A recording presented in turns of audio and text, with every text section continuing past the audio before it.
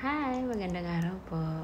Welcome back to my channel. For today's video, pag-uusapan natin or i-share ko po sa inyo yung aking experience update about Lumina. But first of all, dito sa aking channel, share ko po sa inyo yung mga experience ko, yung personal experience ko na pwedeng may matutunan kayo. For today's video, share ko po sa inyo, katulad ng sinabi ko, yung update sa Lumina. Bale, kumuha ako ng unit sa Lumina way back 2019.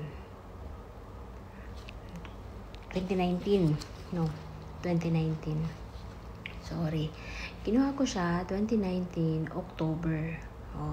Tapos nagka-pandemic, may ganon. Tapos, nung umuwi ako nung February, nitong February lang, pumunta ako mismo sa Lumina. Opisina ng Lumina located sa Vista Mall, 9th floor. Parang ganon, 9th floor yata yung, basta sa Vista Mall. Ngayon, ang pakay ko is humingi ng update doon sa kinuha kong unit, which is yung Adriana TH sa Lumina Tansa, Cavite. Phase 6, Lot 2, Block 4. Block 4, Lot 2. Ganun pala yun. Yun ang kinuha ko. Ngayon, pumunta ako doon kasi meron kaming GC, marami na ang nagpa-refund kasi yung Phase 6 Classic daw is hindi na tinuloy ng developer sa Lumina. So, ngayon, marami na nagpa-refund. Pumunta ako ng Lumina para humingi ng update at mag-process na rin kung mag-refund. Ngayon, kasi ang sabi sa akin, yung mga gusto daw lumipat, pwede daw nila, ililipat daw nila. Yun ang sabi. Pero ako, ang pagpunta ko kasi is dalawa. Gusto ko yung meron akong makukuhang update at idea yung process na sa refund. Nagulat ako nung pagdating ko doon. Kasi meron akong nakasabayan na isa kumukuha na siya ng cheque. Tapos yung isa naman is 15 months. 15 months na siyang pabalik-balik doon sa opisina ng Lumina para lang sa refund niya. At karamihan ganun. Ngayon, pagdating ko doon, kumuha ko ng form. Pagdating ko mismo doon sa loob, wag na lang. Kumuha ko ng form.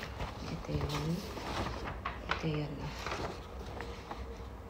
I-filled upan mo to. Ilalagay mo dito yung pangalan mo, buong pangalan, yung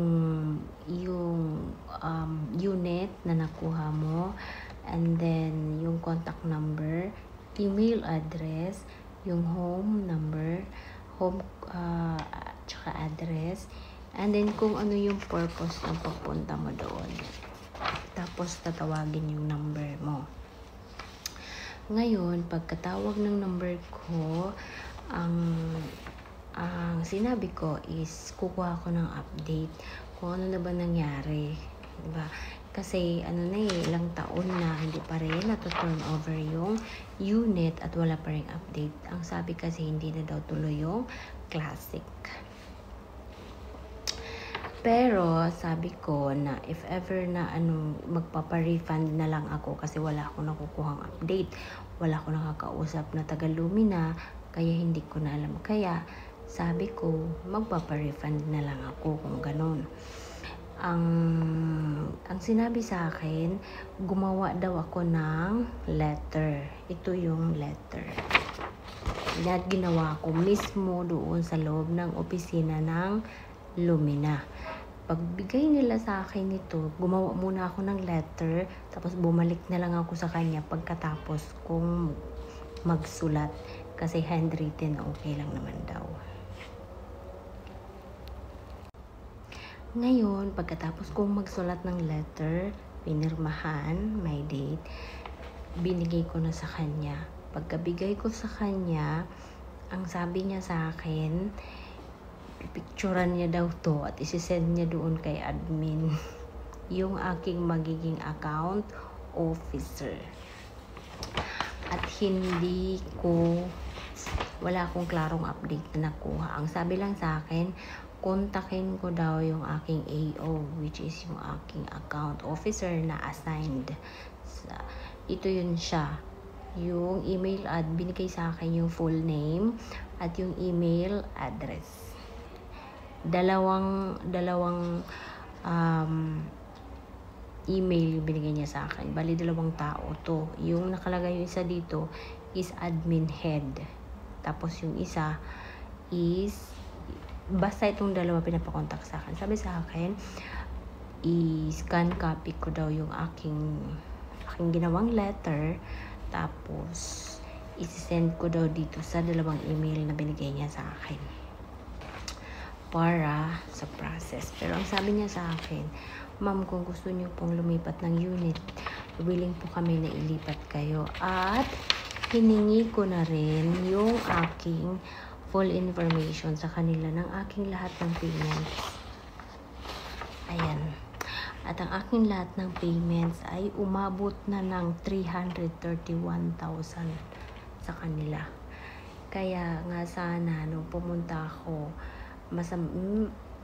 gusto ko talaga na may makuha talagang full na update. Nagre-refund naman sila kasi marami naman doon na nag-refund. Yun nga lang matagal-tagal. Doon sa GC meron doon iba 1 year, meron din iba 6 months, at yung nakasabay ko na 2 sila 15 months daw silang pabalik-balik sa Lumina. Taghintay na lang sila ng check-in nila. Ngayon, in-email ko yung aking letter for request of refund, and then wala pa ako nakukuhang sagot. Yun yung update. So, parang nakakadismaya na ewan kasi katulad sa akin, wala naman ako palagi sa Pinas, OFW, aalis, kailangan pa ng special power of attorney. Ngayon, kung katulad nito na 15 months, edi baka umuwi na lang ako ulit matapos na yung kontrata ko bago pa ma-refund. So, ang ginawa ko, sabi ko, ma'am, wala po bang contact number, cellphone number mismo para matawagan? Wala daw. Walang binigay sa akin, email lang. Kaya email lang muna ako nito kasi wala man ako sa Pinas. At pag uwi ko, susunod, doon na magkakaroon ng linaw. Wala talaga. Nakakadismaya. Sana nilagay ko na lang sa MP2 yung pera ko. Tumubo pa. Diba? Pero sige lang kasi naman daw, kung willing akong lumipat, ililipat daw nila ako ng kung saan. Kasi kay mga binibigay daw yung mga FRO na. So, titingnan ko kasi kung ililipat nila ako, gusto ko turnover agad para hindi na ako maghihintay, or refund na talaga. Malaki-laki na to. 331,000 na yung nahulog ko sa kanila eh. Kaya kung ililipat nila ako, gusto ko turnover agad. Kasi magkano lang naman ang down payment doon sa kinuha ko. Diba? Ang matagal na yun. Binigay yan. Ayan o. Ang dami na yan o. Ito yung total o. 333,000. Diba? So, yan. Sa mga may unit sa Lumina na hindi pa na-turn over, puntahan nyo na, guys. Puntahan nyo na. Yun lang for today's video. God bless po sa inyo lahat. Please subscribe to my channel.